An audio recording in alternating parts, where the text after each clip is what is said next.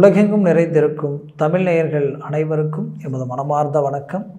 நான் உங்கள் ஜோதிடர் அந்தியூர் சுதாகர், பாரம்பரிய முறை ஜோதிட ஆராய்ச்சியாளர். இன்று நாம் காணக்கூடிய தலைப்பு மிதுன ராசி அன்பர்களுக்கு இந்த 2024 வருடம் பிப்ரவரி மாதம் எப்பேற்பட்ட பலன்களை தரப்போகுதுன்றது இந்த காணொலியில் தெளிவாக விவரமாக நம்ம பார்க்கலாம். நம்ம சேனலை சப்ஸ்கிரைப் பண்ணாதவங்க பண்ணிக்கோங்க, பெல் பட்டனை கிளிக் பண்ணி ஆல் ஆப்ஷனை கொடுத்துக்குங்க. இந்த மாதம் தொடங்கும் பொழுது மிதுன ராசி அன்பர்களுக்கு கிரக நிலைகளுடைய அமைப்பு, தனுசு ராசியில் சுக்கிரன் செவ்வாயும், சுக்கிர பகவான் 12ஆம் தேதி பயிற்சி ஆகிறார் மகரத்திற்கு, செவ்வாய் பகவான் 6ஆம் தேதியே பயிற்சி ஆயிடுவார் மகரத்திற்கு.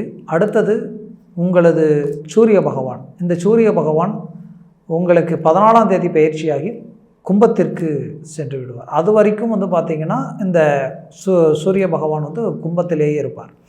அடுத்து புதன் பகவான் 20ஆம் தேதி பயிற்சியாகி கும்பத்திற்கு அவர் பயிற்சி ஆகிறார். அடுத்தது பார்த்திங்கன்னா வருடக்கோள்கள் சனி பகவான் கும்பத்திலும், மேஷத்தில் குரு பகவானும், கேது பகவான் கன்னியிலும், உங்களது மீனத்தில் பார்த்திங்கன்னா ராகு பகவான். இந்த நிலை உங்களுக்கு எப்பேற்பட்ட பலனை அளிக்க போகுதுன்றதை நம்ம பார்க்கலாம். அது மட்டும் இல்லை, மிதுன ராசி என்பர்கள் கடந்த காலகட்டங்களில் 10ல் குரு பதவி பறிபோகும்னு சொல்லுவாங்க. அந்த நிலை ஒருபுறம் அது இருந்தது. குரு பகவான் ஆரம்ப காலகட்டங்களில் அங்கே இருந்தார். இப்போ தான் 11க்கு கடந்த காலகட்டங்களில் இங்கே இருக்கிறார். அதுலேயும் பார்த்திங்கன்னா வக்கர நிலையும் ராகுவோடு சேர்ந்த சில காலகட்டங்கள், இதில் எதுலேயுமே அவர் ஒரு நல்ல ஒரு பலனை உங்களுக்கு கொடுக்க முடியாத ஒரு நிலை. இதோட கண்டக சனி ஒரு புறம், அஷ்டம சனி வரும். கிட்டத்தட்ட 5 வருஷமாக ஒரு மனுஷனுக்கு இதை விட சிரமங்கள் வேண்டியதில்லை. அவ்வளோ பிரச்சனைகள், ஒன்று போனால் ஒன்று போனால் ஒன்று. இதில் பெருசாக நீங்கள் பாதிக்கப்பட்டதே தொழிலில் தான். தொழில் ரீதியில் இழப்புகள் கொஞ்சம் நிச்சயமல்ல, மீண்டு வர முடியாத அளவுக்கு பாதிப்புகளை சந்திச்சிட்டிங்க. படுத்த தூக்கம் இல்லை, பல யோசனைகள், பல சிந்தனைகள், நைட் 2-3 மணி ஆனாலும் பல சிந்தனைகளிலேயே போயிட்டுருக்கு. அவ்வளோ மன உளைச்சலுக்கு ஆளாயிட்டீங்க.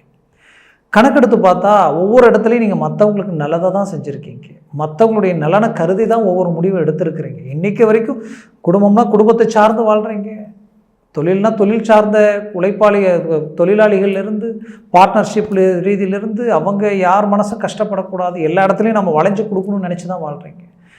ஆனால் எல்லாம் பண்ணுறீங்க, ஆனால் கடைசியில் பார்த்தா உழைக்கிறீங்க, பாடுபட்டீங்க, கரெக்டாக தான் பண்ணிட்டு வந்தீங்க. ஆனால் எங்கே என்ன தப்பு நடந்ததுன்னே தெரியல. நீங்கள் எதுவும் அழிக்கலை, எதுவுமே பண்ணலை. ஆனால் இங்கே பார்த்தா பயங்கரமான ஒரு இழப்புகள். எங்கே ஆரம்பிச்சுன்னு தெரியல. மலமலன்னு இப்போ பெரிய கடன் சுமைகள் உருவாகி சரி செய்ய முடியாத அளவுக்கு மன உளைச்சல். ஒவ்வொரு மாதத்தையும் கடந்து சம்பளத்தை கொடுத்து மெயின்டெனன்ஸ் பண்ணி எல்லாத்தையும் முடித்து அடுத்த லெவலுக்கு போயிட்டால் போதுமே என்ற அளவுக்கு பயங்கரமான ஒரு மன அழுத்தம். இந்த அழுத்தத்துக்கு ஒரு தீர்வு கிடைக்கக்கூடிய ஒரு காலம் இது. காரணம், 11ஆம் இடத்துல குரு பகவான் தனித்து அழகாக நிற்கிறார். அவரது பார்வை உங்களது 3ஆம் வீட்டில் சூரிய பகவான் அது வீட்டில் விழுது. ஒன்று. அடுத்தது பார்த்திங்கன்னா உங்களது ராசிக்கு 11ஆம் வீட்டிற்கு அதிபதி செவ்வாய்.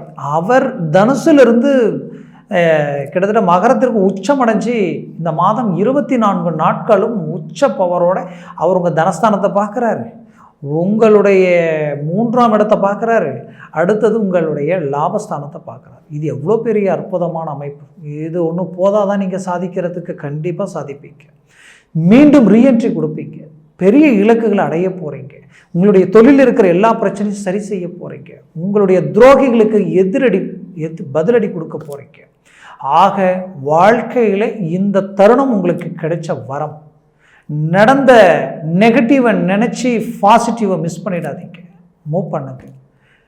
உங்ககிட்ட கடந்த காலகட்டங்கள் நின்று பேசினவங்க அதிகப்படியான அவ்வளோதான், உன்னால் ஒன்றும் முடியாது, இது முடியாது, அது முடியாது, இதெல்லாம் வேண்டாம், நீ அவ்வளோதான், நீ ஒன்றும் பண்ண முடியாது, இந்த மாதிரி பேசுகிற எதையும் காதில் போட்டுக்காதீங்க. நெகட்டிவ் வார்த்தைகளை மைண்டில் போட்டுக்காதீங்க.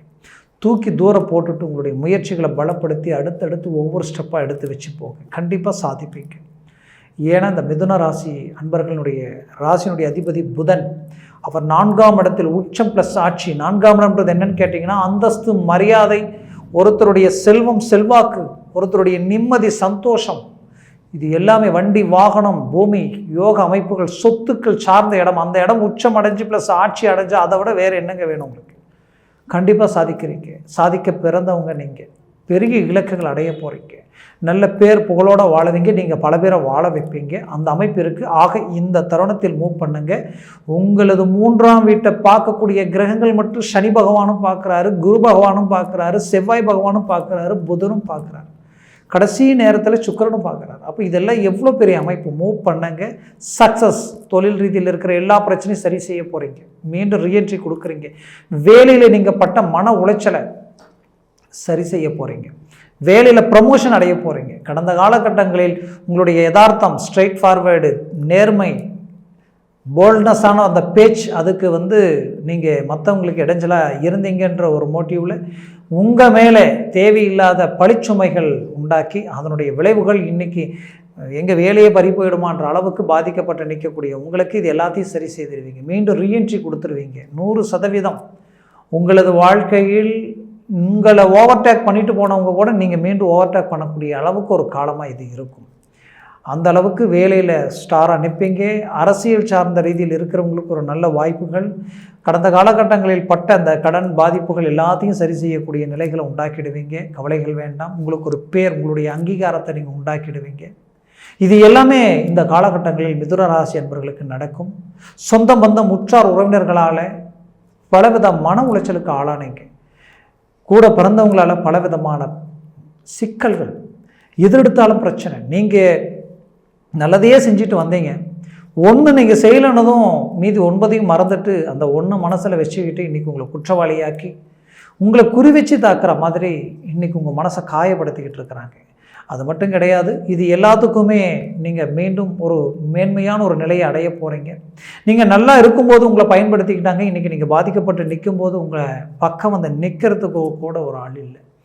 அந்த அளவுக்கு சில பாதிப்புகளையும் இந்த வயதிலேயே ஒரு 80ல் பட வேண்டிய அனுபவங்களையும் எல்லாத்தையும் கடந்து வந்துட்டீங்க. அப்போது இது உங்களுக்கு கிடைச்ச அனுபவம் எத்தனை கோடி கொடுத்தாலும் இதற்கு இணையாகாது. கண்டிப்பாக சாதிக்க போகிறீங்க. மேற்கொண்டு உங்களது வாழ்க்கையில் திருமண முயற்சிகள், இந்த மிதுனராசி என்பவர்கள் திருமண முயற்சியில் பாதிக்கப்பட்டவங்க தான் கடந்த காலகட்டங்களில் அதிகம். கடந்த 5 வருஷமாக ஒரு பக்கம் என்னை விட குறைந்த வயதில் இருக்கிறவனுக்கு கல்யாணமாகி இன்றைக்கி அடுத்த ஸ்டேஜுக்கு போயிட்டான். ஆனால் எனக்கு நான் மூவ் பண்ணுறேன் நெருங்கி விலகி போகுது. மீறி மனவ வரைக்கும் போனால் கூட இறங்கி கீழே வரக்கூடிய ஒரு நிலை. பல யோசனைகள், பல சிந்தனைகள். ஏன் என்கேஜ்மெண்ட்டே முடிஞ்சு இன்றைக்கி அது அப்படியே பிரேக் ஆகி நிற்கக்கூடிய ஒரு சூழல்.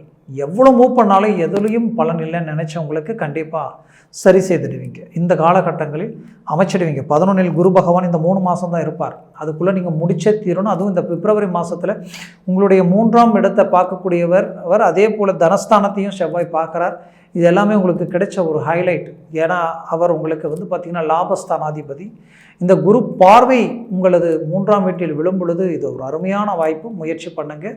ஏற்கனவே திருமணமாகி டைவர்ஸும் ஆகிடுச்சிங்க, மறுமணத்திற்குண்டான முயற்சி பண்ணுறேன், அதுக்கும் எதுவும் வழி கிடைக்கல நினைக்கிறவங்களுக்கு 11ஆம் இடத்திற்கு அதிபதியாகப்பட்டவர் உங்கள் வாழ்க்கையில் குரு பகவான். அவர் அந்த இடத்துல நிற்கும் பொழுது அதுவே உங்களுக்கு கிடைச்ச ஒரு பாக்கியம். அந்த இடத்த செவ்வாய் பார்வையும் அங்கே தான் விழுது, சனி பார்வையும் அங்கே தான் விழுது. அப்போ இந்த காலகட்டங்களில் உங்களுக்கு ஒரு நல்ல ஒரு மேன்மைகள் கிடைக்கும். மூவ் பண்ணுங்க. கண்டிப்பாக நல்லது நடக்கும். கடந்த காலகட்டங்களில் நீங்கள் அடைஞ்ச அந்த பழிச்சுமைகளில் இருந்து மீண்டு வெளியில் ஒரு நல்ல ஒரு வாழ்க்கையை வாழ்ந்து காட்டுவீங்க. மேற்கொண்டு மிதுனராசி அன்பர்களே, திருமண வாழ்க்கையில் பாதிக்கப்பட்டவங்க நிறைய. ஏன்னா உங்களை பொறுத்தவரையிலையும் எல்லாத்துலேயும் வளைஞ்சு கொடுப்பீங்க. எவ்வளோ வளைஞ்சு கொடுக்க முடியுமோ கொடுப்பீங்க. இங்கே என்ன பண்ணாலும் வேலையாகலை. எது செய்ய போனாலும் பிரச்சனை. கடைசியில் இப்போ டைவர்ஸ் வரைக்கும் நிற்குது. ஒன்றுமே புரியலை. எதிர்காலமே என்னென்னு அடுத்த ஜெனரேஷனும் பாதிக்கப்பட்டு நிற்குது. ஏன்னா உங்களுடைய பிள்ளைகள் அடுத்த ஸ்டேஜ் இதெல்லாம் நினைக்கும் போது பல மன உளைச்சல். இன்றைக்கி இதுலேயும் திருமணமாகி 1 வருஷம் 2 வருஷம் கூட ஆகலைங்க, இன்றைக்கி பிரச்சனைகள் நிற்கிறேன்னு சொல்கிற அளவுக்கு. அப்போது இந்த பிரச்சனைகள் எல்லா ரீதியிலிருந்து நீங்கள் மீண்டு வெளியில் வரக்கூடிய ஒரு காலகட்டமாக இது இருக்கும். கவலைப்படாதீங்க. கண்டிப்பாக சரி செய்திடுவீங்க. 3வது நபர்களின் தலையீடுகளாலையும் குறுக்கீடுகளாலையும் பல கோளாறுகள், அதையும் நீங்கள் சரி செய்திடுவீங்க. அந்த வாய்ப்பு இங்கே உங்களுக்கு அமையும். முயற்சி செய்யுங்க. கண்டிப்பாக சக்ஸஸ் உங்களுக்கு நிச்சயம். அடுத்தது, உங்களது வாழ்க்கையில் திருமணம் ஆகி மட்டும் கிடையாது, கடந்த காலகட்டங்களில் பல வருஷங்களாகி எனக்கு புத்திர பாக்கியம் கிடைக்கலையே நினச்சவங்களுக்கு கண்டிப்பாக புத்திர பாக்கியத்துக்கு உண்டான மேன்மைகள் இந்த காலகட்டங்களில் உங்களுக்கு கிடைக்கும். உங்களுடைய பஞ்சமஸ்தானத்தை குரு 180 டிகிரியில் பார்க்குறாரு. இப்போ தனியாக இருந்து இதுக்கு முன்னாடி அவர் பல விதத்தில் பாதிக்கப்பட்டு நின்னார். இப்போ டைரெக்டாக பார்க்கக்கூடிய இந்த அமைப்பு உங்களுக்கு கிடைச்ச ஒரு பாக்கியம். மூவ் பண்ணுங்க, தெய்வ ரீதியிலையும் மூவ் பண்ணுங்க. அதே சமயம் மருத்துவ சார்ந்த முயற்சிகள் எடுங்க, கண்டிப்பாக நல்லது நடக்கும். பெற்ற பிள்ளைகளுடைய வாழ்க்கையில் பலவிதமான மன உளைச்சல்களும் மன குழப்பங்களும், இன்றைக்கி அவங்க வாழ்க்கை ரீதியிலையும் பிரச்சனை, தொழில் சார்ந்த ரீதியில் பல சிக்கல்கள், வேலைக்குண்டான முயற்சிகள் எடுத்து தளப்பட்டு நிற்குதுன்னு நினச்சவங்களுக்கு கண்டிப்பாக இது எல்லாத்தையும் சரி செய்யக்கூடிய ஒரு காலமாக இந்த காலம் உங்களுக்கு அமையும். வெளிநாடு வெளி வாய்ப்புகளுக்கு உண்டான முயற்சி எடுத்து அந்த முயற்சிகளும் தடப்பட்டு நிற்குது. அதனால் பலவிதமான சிக்கல், கட்டின பணம் கூட கைக்கு வரல, என்னன்னு தெரியல அப்படின்னு நினச்சவங்களுக்கு இப்போ முயற்சி பண்ணுங்கள், அது உங்களுக்கு கிடைக்கும். இந்த மாதம் உங்களுக்கு ரொம்ப அற்புதமாக சாதகமாக இருக்குது. அது மட்டும் கிடையாது, வெளிநாட்டில் வேலை செய்துட்ருக்கிறேன், நல்லா தான் வந்த காலகட்டங்களில் இருந்தது, இடையில் தேவையில்லாத சிக்கல்கள் குழப்பங்கள், இப்போ இங்கே வேலை செய்கிறது இங்கே விட்டுட்டு வேற எங்கேயாவது போயிடுறதா, என்ன செய்கிறதுனே தெரியல, குடும்ப ரீதியிலையும் பிரச்சனை, குழப்பம், எல்லா விதத்துலேயும் சிக்கல்கள், இங்கே யாரை நம்புறது யாரை நம்பக்கூடாதுன்னே தெரியாத அளவுக்கு குழப்பம். ஆக இந்த பிரச்சனை விட்டு என்னால் வெளியில் வர முடியுமா அப்படின்னு நினச்சிங்கன்னா கண்டிப்பாக வெளியில் வந்துடுவீங்க, சாதிச்சு காட்டுவீங்க, நல்ல இலக்கு அடைவீங்க. இந்த வருடமே உங்களுக்கு ஒரு சாதகமான வருடம். அதற்கு முதல் படி இந்த பிப்ரவரி மாதத்தில் இருக்கக்கூடிய இந்த அமைப்பு. மூவ் பண்ணுங்க, முயற்சி பண்ணுங்க. உங்ககிட்ட நெகட்டிவ் பேச்சுக்கள் பேசுகிறவங்களுடைய வார்த்தைகளை எடுக்காதீங்க. உங்கள் மனசார நாம் நம்பி இறங்கினா நாம் ஜெயிப்போன்ற தன்னம்பிக்கையோடு இறங்கி செய்யுங்க. காரணம் என்னென்னா, கடந்த காலகட்டங்களில் உங்களை பற்றி விமர்சனம் பண்ணவங்க தான் அதிகம், உங்களை குறை சொன்னவங்க தான் அதிகம். நீங்கள் கீழே விழுந்ததும் உங்களை பார்த்து கைத்தட்டி சிரிக்கக்கூடிய நிலை தான் இருந்ததே தவிர கை கொடுத்து தூக்குறதுக்கு இங்கே யாருமே இல்லை. இங்கே பிரச்சனையே அதுதான். கண்டிப்பாக நீங்கள் மீண்டும் ரீஎன்ட்ரி கொடுக்கும் பொழுது நீங்கள் இழந்தது எல்லாத்தையும் மீண்டு உங்களுடைய வாழ்க்கையில் இருக்கக்கூடிய கடன் சுமைகள் பிரச்சனைகள் எல்லாத்தையும் சரி செய்யக்கூடிய ஒரு காலமாக உங்களுக்கு அமையும்.